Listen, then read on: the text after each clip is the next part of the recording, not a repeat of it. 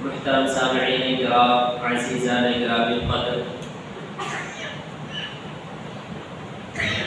خطبے میں ایک آیت کریمہ تلاوت کی گئی ہے، یا ایھا الذین آمنوا قوا انفسکم واہلیکم نارا۔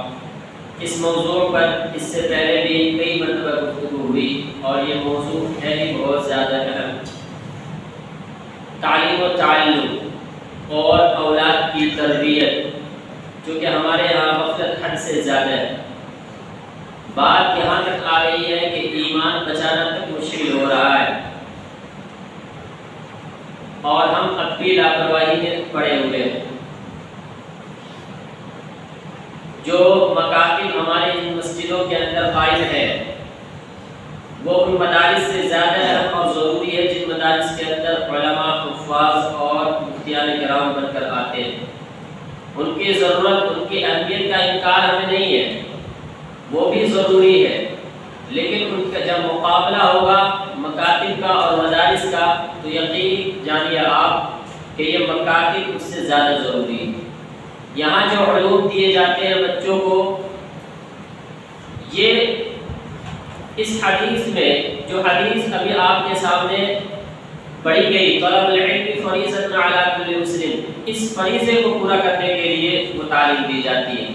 مکاتب کے اندر حافظ بنانا مقصد نہیں ہوتا، عالم بنانا مقصد نہیں ہوتا، بلکہ جو ضروریات دین ہے، قرآن کریم بچہ صحیح طریقے پر پڑھنا سیکھ جائے، تجوید کے ساتھ قرآن کریم کا حق ادا کرنے والا بن جائے، ان کی چند صورتیں یاد کر لے، روزمرہ کے مسائل، نماز، روزے، حج، زکوٰۃ، ان کے مختصر مسائل، خرید و فروخت، لین دین، اپنے پڑھائی کی پہچان ہو جائے، پڑوسیوں کے ساتھ کس طرح رہنا ہے، ہمارے نبی کون ہے، اللہ کا مقام مرتبہ کیا ہے، عقائد ہمارے کیا ہے، یہ چند چیزیں سکھائی جاتی ہیں اور انہی چند چیزوں پر زور ہوتا ہے۔ اور وقت بھی ہم پورا دن رات نہیں لیتے، مدارس کے اندر تو پھر بھی آدمی کو مستقل چاہیے، ایک مرتبہ داخلہ کرا دے، سال بھر وہ مدارس کے اندر تعلیم حاصل کرتے ہیں۔ مکاتب کے اندر ہم صرف 1 سے 1.5 گھنٹہ لیتے ہیں، 1 سے 1.5 گھنٹہ دو، اور وہ بھی مسلسل، تاکہ ہم آپ کے بچوں کو پکا سچا مسلمان بنا کر رکھیں۔ اور بچپن کی تعلیم بے انتہا ضروری ہے، ایک دم جس کی حد اور کوئی نہایت نہیں۔ بچپن میں اگر بچوں کا طریقہ اور نہج اسلامی اور مسلمانی بنا لیا تو آگے پھر ان کے بھٹکنے کی امید نہیں ہوتی، بڑا مشکل ہوتا ہے کہ کوئی ان کو راستے سے ہٹا لے۔ حضرت حسن بصری رحمۃ اللہ علیہ کے اقوال میں ہے، التعلیم فی الصغر کالنقش فی الحجر، کہ بچپن میں تعلیم دینا ایسا ہے گویا کہ پتھر پر نقش و نگار کرنا، یہی اصل ہے، یہی چیز، اور اسی کے لیے ہماری ساری کی ساری کوششیں ہوتی ہیں کہ جب بچہ بھی 5 سال، 10 سال، 12 سال کا ہے تو اس کو مکاتب سے جوڑ دو، وہ دین کی، ایمان کے چند باتیں سیکھ لے گا، قرآن کریم سیکھ لے گا، تو آگے پھر ان کے متعلق بے فکر ہو سکتے ہیں کہ یہ دین سے بھٹکے گا نہیں۔ ہر دور میں اللہ کے رسول صلی اللہ علیہ وسلم جس زمانے میں تھے، آپ کی کوششیں اور آپ کی رحمت و برکت کی وجہ سے ان دنوں میں لوگوں میں شوق و ذوق اتنا زیادہ تھا کہ جس طرح بڑے تعلیم حاصل کرنے کے لیے آپ کی مجالسوں میں بیٹھا کرتے تھے، بچے بھی شریک ہویا کرتے تھے۔ حضرت عبداللہ بن عباس رضی اللہ عنہ کا واقعہ آپ کی کتابوں میں فضائل اعمال میں لکھا ہے، پڑھ لیجئے کس طرح ان کو تعلیم کا شوق و ذوق تھا۔ اور اس دور میں اور بھی حضرت عبداللہ بن عمر ہے، عبداللہ بن مسعود رضی اللہ عنہ ہے، دیگر بہت سے صحابہ کرام، بچے تھے لیکن ان میں شوق و ذوق تھا اور وہ سیکھنے والے تھے۔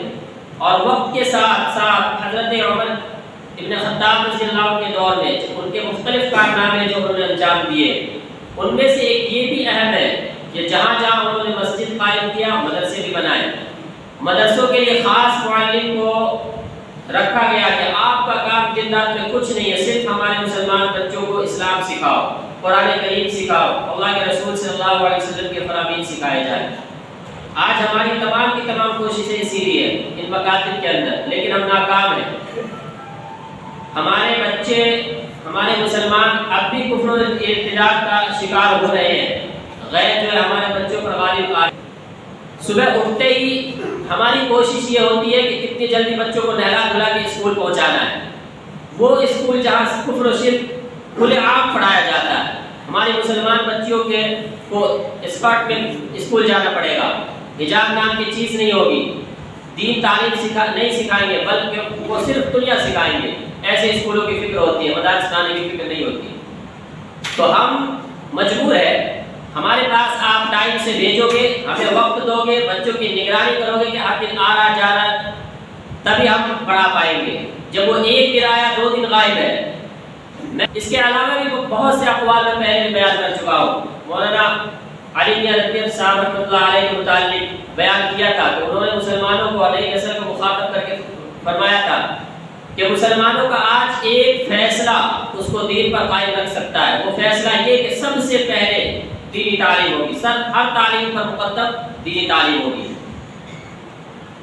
اور دینی تعلیم کے بغیر اسکول کی تعلیم ہو, ذریعہ معاش کی تعلیم ہو یا کسی چیز کی بھی تعلیم ہو, اس کو حاصل کرنا گناہ سمجھے مسلمان, اپنے مذہب سے بغاوت سمجھے, پھر تو ممکن ہے کہ یہ اپنے دین کو بچا سکتے ہیں, ایمان کو بچا سکتے ہیں, اسلاف کی وراثت کو بچا سکتے ہیں. اگر ایسا نہیں ہے, وہ دین کی تعلیم سے اتنے بے فکر ہے, دنیا کی تعلیم میں مست ہے, مگن ہے, تو پھر ان کے ایمان کی کوئی گارنٹی نہیں.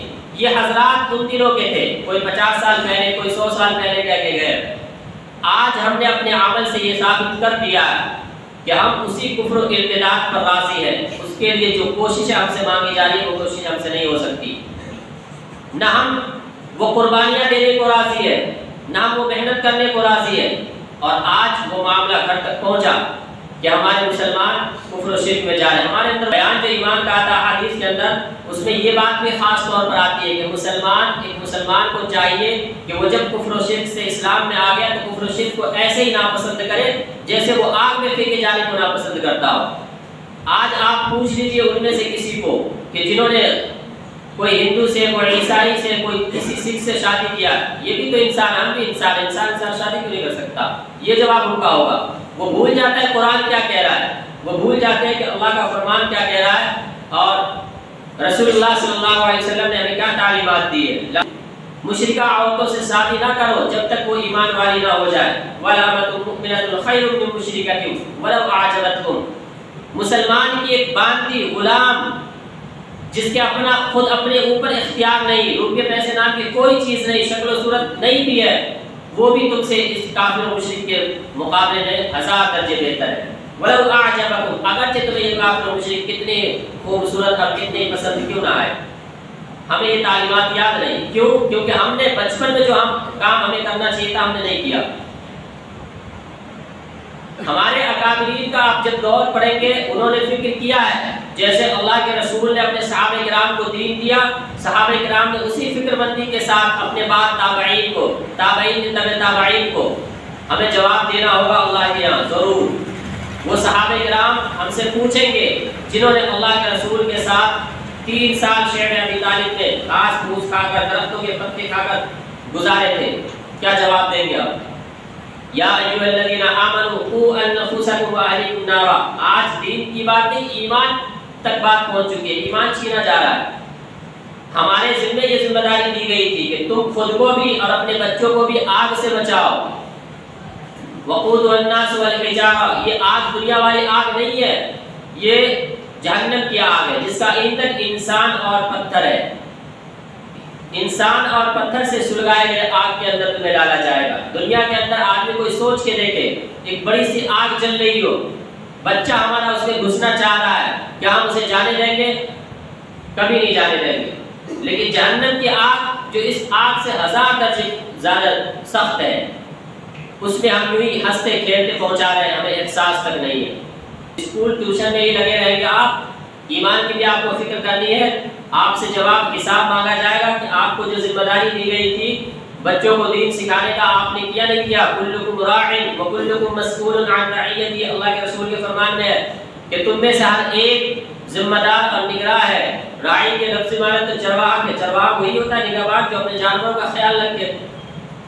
تو ہمیں ہمارے ماتحتوں کی ذمہ داری دی گئی ہے, جتنا بھی تمہارے نیچے ہے, بیوی ہے, بچے ہیں, آس پڑوس کے بھتیجے بھتیجی ہے, بھانجے بھانجیاں ہیں, ان سب کا تمہیں خیال کرنا ہے, ان سب کو دین سکھانا ہے, جہنم میں جانے والے راستے سے بچانا ہے, دین والے راستے پر لے کر آنا ہے. اور یہ اسی شکل میں ممکن ہے کہ آپ ان کو مکاتب سے جوڑیے.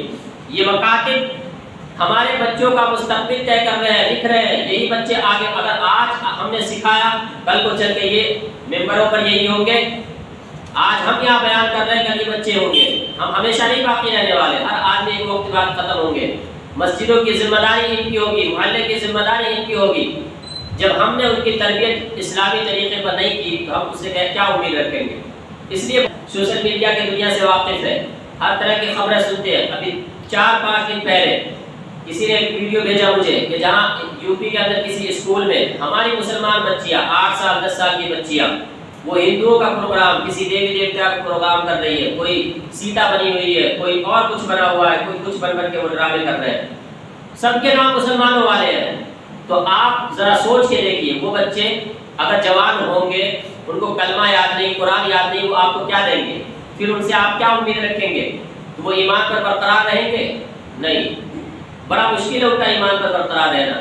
اس لیے آپ لوگ فکر کیجئے اور اس بچوں کے پروگرام میں خاص آپ شریک ہوئیے۔ ہمارا کام تو پڑھانا، ہم پڑھاتے ہیں، ہم تو جہاں تک ہوگا حوصلہ افزائی کریں گے۔ آپ جب شریک ہوں گے اور ان کی چھوٹی موٹی کوششوں پر ان کو داد دیں گے، ان کی حوصلہ افزائی کریں گے، انشاءاللہ یہ مددگار ثابت ہوگا ان کے آگے کی تعلیم میں۔ وہ اور ذوق و شوق سے پڑھیں گے، آئندہ کوشش کریں گے اور زیادہ بہتر ہو کے وہ آپ کے سامنے آئے۔ تو یہ چند باتیں تھیں، اللہ تعالیٰ سمجھنے کی توفیق عطا فرمائے۔ وآخر دعوانا الحمدللہ رب العالمین۔